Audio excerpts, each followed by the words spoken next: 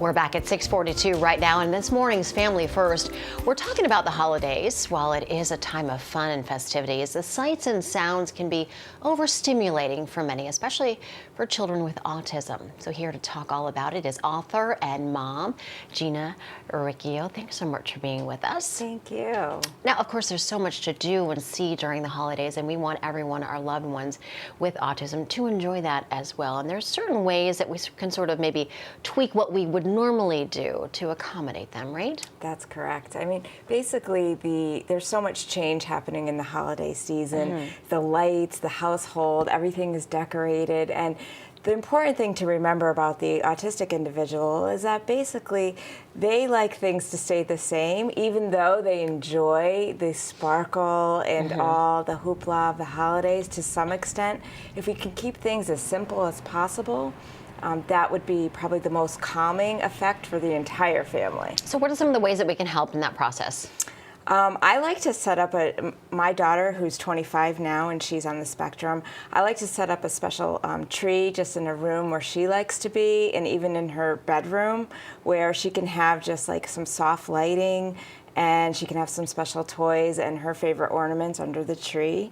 So we start at home, just kind of keeping soft space for them. And then basically out in the Hartford area, there's so much that you can see and do. And one of her favorite things to do is head out to the mall, basically on Monday mornings, and especially when the Christmas lights go up. It's a great time to go when the walkers go because it's nice and quiet. And before all the crowds get there. Before all the crowds get there. And she likes to stay on the second floor so she can kind of look down and see everything at a bird's eye view, and then decide if she is going to go even down where Santa is and check it out. And it's also a really nice way to involve exercise for the child, so you get a little brisk walk in, you get them moving, a little excitement, they get to see the lights, grab a snack, and then, you know, be on your way before all the crowds get there.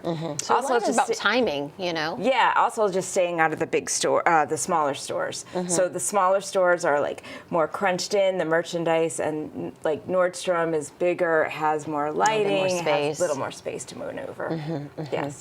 Now, as we're all going to be getting ready to gather and come together, sometimes in large groups, what are some things that we as family members, supportive family members, how can we be a good aunt or grandmother or cousin or godmother to an individual loved one who has autism? One of the best things that you can do for the family, and just ways to support them, and you know, we've sort of showed and taught our friends and family over the years, is just to ask what the triggers are. You know, individuals may have triggers to certain smells, candles burning, pets, dogs barking, and you know, you just want to kind of like accommodate as much as you can for that individual, even if they're just going to visit for a short amount of time, maybe putting the dog, you know, in another room where there's not a lot of barking, or perhaps, you know, if the family is involved in piano playing or singing or anything like that, and it might be a trigger,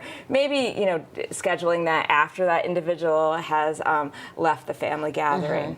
And it's always a nice thing to take a break, right? You were saying earlier, we were chatting before the segment started, is maybe take some time and take that person out just for a drive. Absolutely. You know, you'll find in even the largest family gathering, everyone seems to need a break these days, right? So you can always seem to find a family member who's willing to, you know, just go outside with the individual and maybe just get a breath of fresh air, perhaps even go for a car drive to just reset and come back in and refresh. And there always is somebody who's willing. I think families have to remember to ask for help, and the families on the other side have to remember to really also ask what they can do, right, because it's hard for families just to say, you know, could you change the way they don't like the way certain things look in your house or how things are going. Right. So if something is asked, don't take it personal. Not at all. Not at all. Yeah, remembering that these individuals are, you know, doing their best, they're shining their light, they're trying to enjoy the holiday as much as they can. All right, Gina, thanks so much. Thanks. And you're going to be sticking around because coming up in the 8 o'clock we're going to be talking about sensory-friendly gifts. Yes. And also a little bit about the book that she wrote. Yes, The Art and the Voice of Autism. Absolutely. All right, great. Thanks so much. Thank We do you. appreciate it. Really Thank good. you. Important things to